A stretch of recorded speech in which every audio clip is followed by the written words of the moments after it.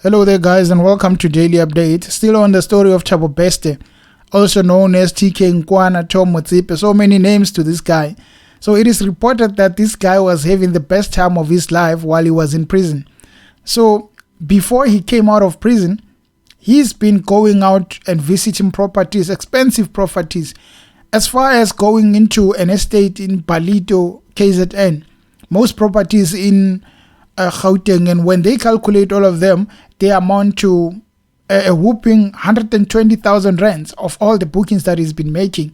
And the one that we have a proof of is a pro forma invoice from a boutique in Bloemfontein, the Tredenham Boutique Hotel in Bloemfontein.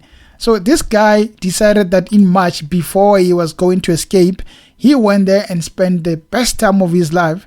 And it is alleged that the person who made the booking made it online and it was booked under TK Nkwana, but the person who made the booking is the partner in crime. They call her the good doctor. So she made the booking. They went together to that hotel and many other places they've been going together, sometimes with their business partners. Now the question is, how does a criminal who's been sentenced to life end up going into the public? I mean, if you go to a hotel, book for three days, 3 nights, how do they account to this guy while they have to count the number of the people who are in prison? It doesn't make sense how much corruption we have as South Africans. There was a story of Senzo Meyiwa where they said that the people who killed Senzo were in jail. So the only outcome that could have happened from that was that they took them out of jail, they went and committed the crime, and then they brought them back into jail. Because that's how many cash in transit are made. That's how many robberies. That's how these Inkabis are killing people. They take someone from jail, he goes and commit the crime and goes back. You don't have any alibi because if you now say this is the person who killed, this guy will then come and say, no, how would I be killing this person because I was in jail? So as a person who's trying to accuse that person who you say done this crime, you have nothing to stand on because you can't prove that this person was not in jail. So this is what is happening. The people who should be protecting the country, South Africa, are the ones that are selling it, that are corrupting it.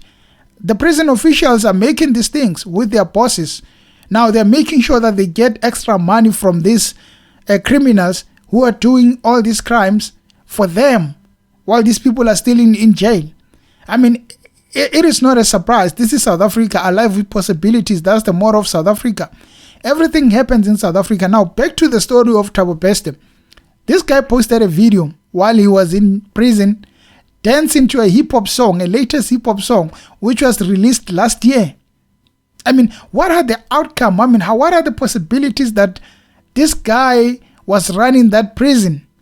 I mean, the prison officials thought they are in charge.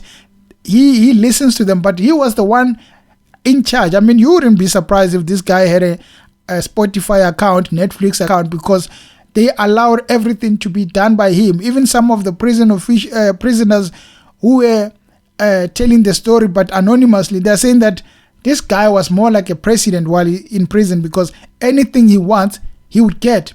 He was not eating normal prison food. He was eating pizza. He was getting anything. He was even eating pork. They are not allowed to eat pork in prison.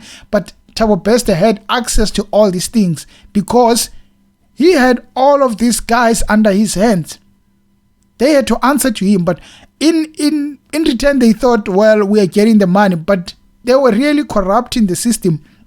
Now, I think what led to this guy from going to hotels, from sleeping on white sheets, from enjoying this life, what made him decide to escape was the fact that he got very comfortable and tired of the girlfriend coming in and visiting and sometimes going to the hotels while under strict conditions of saying that you must come back. So he thought, like, what are the possibilities of me being out and not ever going back to prison? That is what led to him thinking, as much as I've been going out, nobody noticed, then I can go out forever. That's when they planned this thing of, hey, let's go out and act like I got killed in prison fire, which backfired. And I think they could have done it in a better way, because if this guy had went out and maybe crossed the border or stayed at a place where, a remote place, where you know that, well, if I stayed at this place, it is not a lot that is going on. But he has already introduced himself to expensive, nice things. Where is he going to shop in Woolworths if he goes to some place far up in Limpopo, in Northwest, in Mpumalanga, in KZN, where they have no access to many things?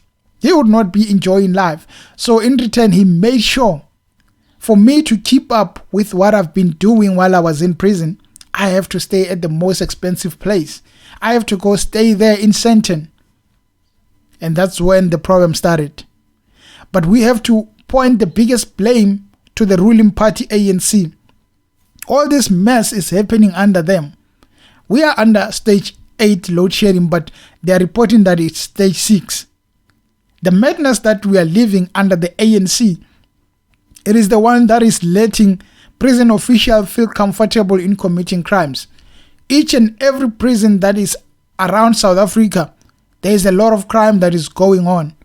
And the only solution, like that of Thabo Bester feeling comfortable that he can go out of jail and live forever outside, is to make sure that we stop them on their tracks, like ANC, to vote them out in 2024, so that all this mess that is happening in terms of corruption, someone can stop them.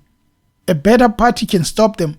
Because if we don't stop ANC from this, we keep on having these problems that we keep on being surprised, like the leaders of this country, and nothing is done. I mean, at this point, they are not going to terminate the contract of G4S.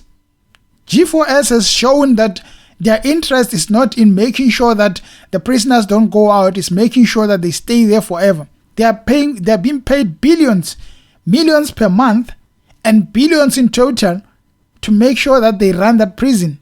A nice prison. But the corruption that is going on there is such a shocker.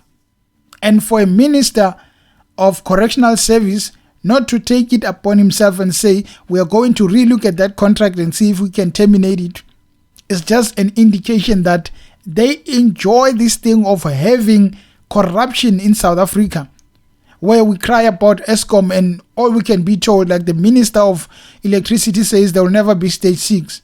3 weeks down the line, stage 8, they report it as stage 6. You are on your own, South Africans. The only way to deal with them is to move them out of the comfortable seats like Thabo Bester and make sure that you keep them in the cold forever. Anyway, guys, thank you for tuning in and watching the channel. Until next time, cheers.